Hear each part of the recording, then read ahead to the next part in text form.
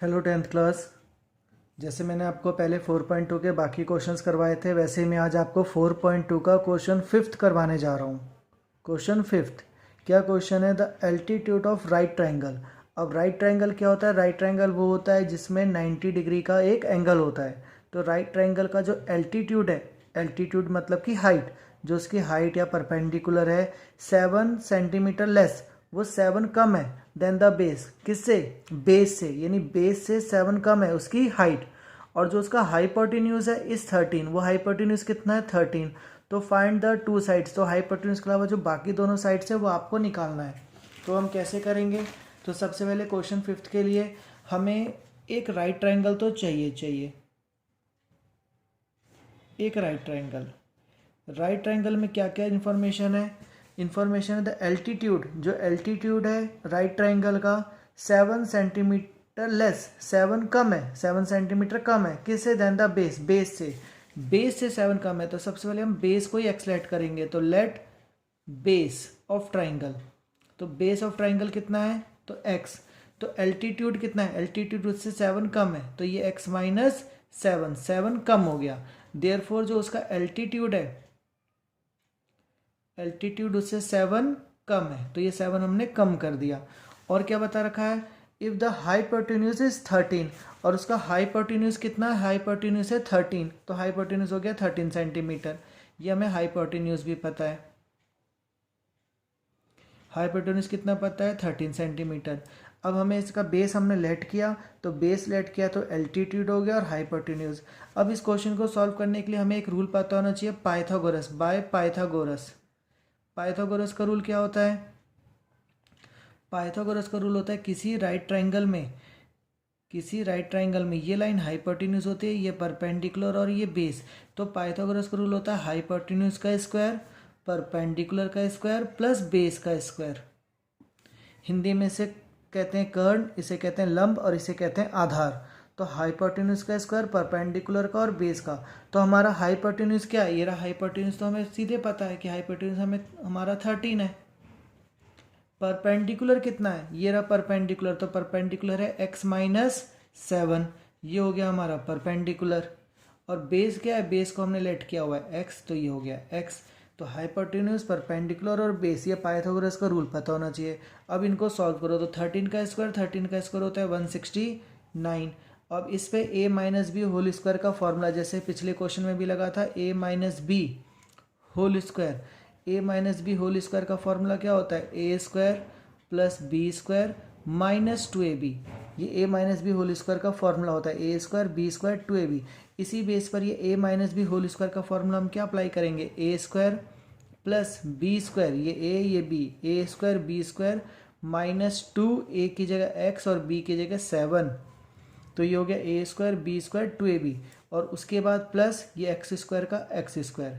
ये तो x square ऐसे ही रह गया, लेकिन इस पर एक फॉर्मूला अप्लाई हो गया, A square plus B square minus 2ab। अब इसके बाद 169 फिर ऐसे ही रह गया, एक्स स्क्वायर ऐसे ही रह गया, 7 का स्क्वायर किया तो 49। और ये कितने हो गए? 2 7 जब 14x, 2 7 जब 14, और ये एक्स, और ये एक्स स्क्वायर का एक्स स्क्वायर। इसके बाद ध्यान से समझो, एक्स स्क्वायर ये तो 2x स्क्वायर हो गए। कौन कौन से? ये दोनों, एक्स स्क्वायर। ये वाला 14x ऐसे ही रह गया, यानी हमने पहले स्क्वायर लिखा, फिर x लिखा, फिर नंबर लिखा 49, नंबर लिख दिया 49। और ये 169 इस साइड आ गया तो माइनस 169। हम इसको इधर ले आए, इधर कुछ नहीं बचा, 0। अब हमारे पास क्या है?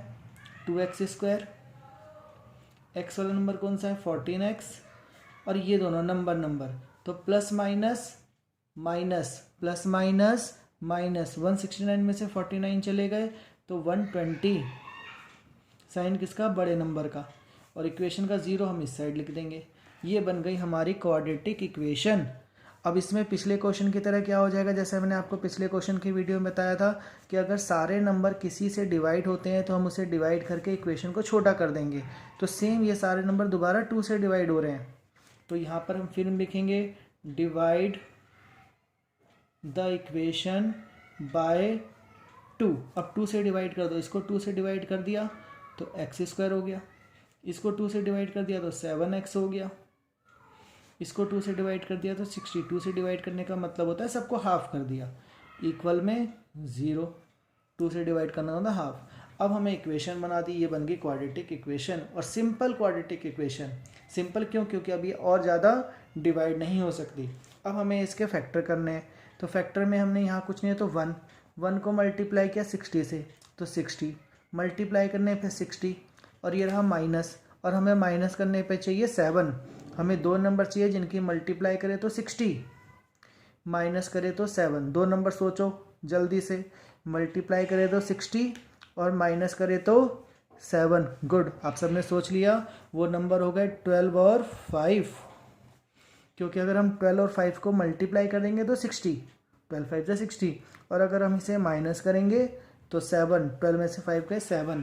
तो अब हम क्या करेंगे, ये x², जहाँ 7 था उसके फैक्टर 12 माइनस 5, 12 में से 5 माइनस करेंगे 7, x ऐसे ही 60 ऐसे ही, इक्वल 0। अब हम क्या करेंगे, ये रहा x², इसके बाद हमने लिखा 12 के साथ x, बाहर माइनस है साइन चेंज हो जाएगा, प्लस 5 के साथ भी x, माइनस 60 इक्वल 0। अब पहले दो में कॉमन, बाद के दो में कॉमन, इन दोनों में क्या कॉमन है, इन दोनों में कॉमन है x माइनस 12, बस x कॉमन था, इधर x निकल गया, एक x बच गया, इसमें x निकल गया तो बच गया 12। ये दोनों किस टेबल में आते हैं, गुड, 5 के टेबल में, 5 के टेबल में आते हैं, तो इधर बच गया x, कॉमन हो गया 5, और प्लस है तो कोई साइन चेंज नहीं हो रहा, यहाँ कितना आना है, गुड 12। क्यों? क्योंकि 5 के टेबल में 60 कब आता है, 12 बार में, इक्वल में 0। दोनों ब्रैकेट सेम हो गए, और मैंने कई बार बता दिया, हर क्वेश्चन में बता दिया, हमेशा ये दोनों ब्रैकेट सेम आने चाहिए। जो सेम आ गए हमने इसे एक बार लिख दिया x माइनस 12, और हमने इसको लिखा x प्लस 5 इक्वल में 0।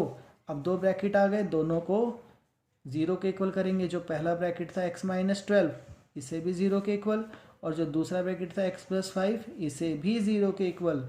x ये रहा माइनस 12 उधर गया तो 12 हो गया, x 5 उधर गया तो माइनस 5। अब साइड कभी माइनस में हो नहीं सकती, तो इसलिए ये कंडीशन हमारे लिए नॉट पॉसिबल।